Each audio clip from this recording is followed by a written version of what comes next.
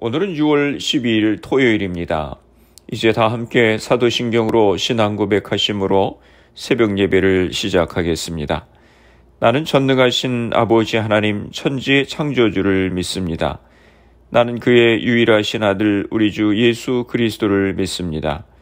그는 성령으로 잉태되어 동정녀 마리아에게서 나시고 본디오 빌라도에게 고난을 받아 십자가에 못 박혀 죽으시고 장사된 지 사흘 만에 죽은 자 가운데서 다시 살아나셨으며 하늘에 오르시어 전능하신 아버지 하나님 우편에 앉아 계시다가 거기로부터 살아있는 자와 죽은 자를 심판하러 오십니다. 나는 성령을 믿으며 거룩한 공교회와 성도의 교제와 죄를 용서받는 것과 몸의 부활과 영생을 믿습니다. 아멘. 오늘 우리에게 주시는 하나님의 말씀은 시편 11편 1절에서 7절까지 말씀입니다. 내가 여호와께 피하였거늘 너희가 내 영혼에게 새같이 내 산으로 도망하라 함은 어찌함인가. 악인이 활을 당기고 화살을 시위에 먹이며 마음이 바른 자를 어두운 데서 쏘려 하는도다. 터가 무너지면 의인이 무엇을 하랴. 여호와께서는 그의 성전에 계시고 여호와의 보좌는 하늘에 있으며 그의 눈이 인생을 통촉하시고 그의 안목이 그들을 감찰하시도다. 여호와는 의인을 감찰하시고 악인과 폭력을 좋아하는 자를 마음에 미워하시도다.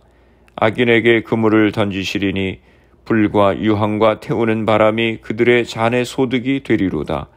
여호와는 의로우사 의로운 일을 좋아하시나니 정직한 자는 그의 얼굴을 배우리로다. 아멘. 할렐루야. 오늘도 주님의 말씀으로 하루를 시작하시는 성도님들을 주님의 이름으로 축복합니다. 어떤 나라의 왕이 왕자들에게 꽃씨를 나누어 주면서 말했습니다. 이것은 아주 귀한 꽃씨인데 이것을 가져다가 화분에 잘 길러서 아름다운 꽃이 되거든 가져오도록 하라. 제일 아름다운 꽃을 피워오는 왕자들에게 다음 왕위를 물려줄 것이다. 꽃씨를 받은 후 여러 달이 지난 다음 왕자들이 제각기 화분에 아름답고 훌륭한 꽃을 피워 자랑스럽게 왕 앞에 나타났습니다. 그런데 유독 한 왕자만이 빈 화분을 들고 왔습니다. 왕이 어째서 너는 빈 화분만 가지고 왔느냐 하고 물었습니다. 그랬더니 그 왕자가 말하기를 아무리 온 정성을 들여 보살폈지만 싹조차 나오지 않아서 하는 수 없이 빈 화분을 가져올 수밖에 없었습니다. 용서해 주시기 바랍니다. 라고 말을 했습니다. 그 말을 들은 왕은 기쁜 얼굴로 다른 왕자들과 여러 고관들이 있는 자리에서 선언했습니다. 내가 이 왕자에게 왕위를 계승하겠노라. 사실 내가 나눠준 씨는 삶은 것이었는데 익은 씨가 어떻게 꽃을 피울 수 있단 말이냐라고 했다고 하는 것입니다. 사람은 저마다 삶의 방식이 또 삶의 철학이 있습니다. 어떤 사람은 세상의 물질에 삶의 목표를 걸고 수단과 방법을 가리지 않고 물질을 얻는 데에 혈안이 되어 살아갑니다.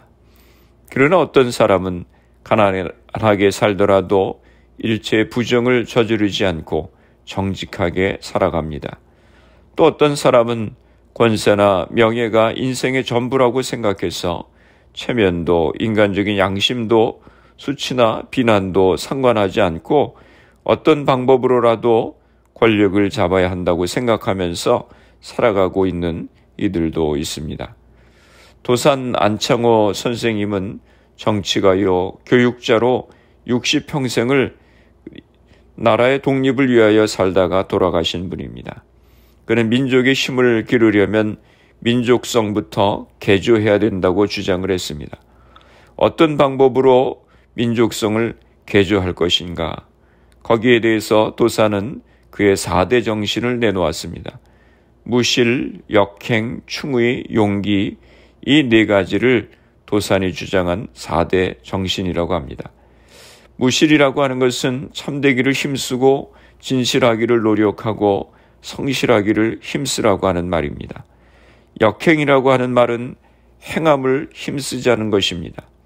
말만 하지 말고 행하고 실천하기를 힘쓰자는 말입니다. 이론보다 실천을, 공론보다는 행함을 힘쓰자고 하는 것입니다. 충의란 충성과 신의가 합쳐진 말입니다.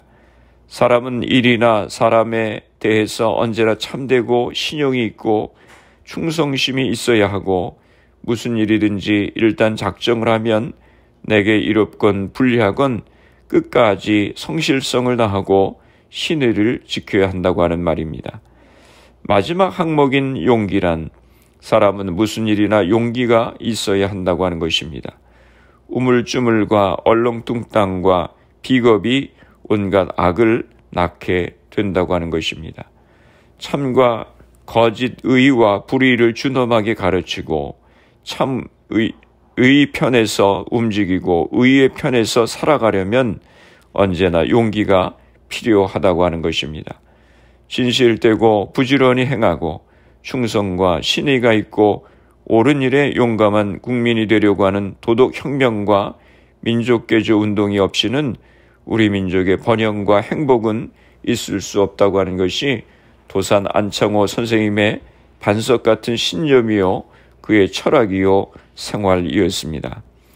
오늘 우리가 읽은 시편 11편의 말씀 속에서 우리는 다윗의 삶의 방식을 찾게 됩니다.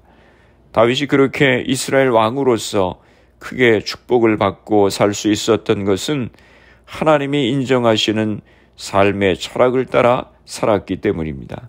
첫째로 다윗은 하나님을 신뢰하는 철저한 믿음의 사람이었습니다. 그것이 그의 삶의 방식이었습니다. 본문을 보면 다윗의 친구들이 다윗의 힘만으로는 도저히 대적과 맞서서 싸울 수 없으니 그를 피하여 숨으라고 합니다.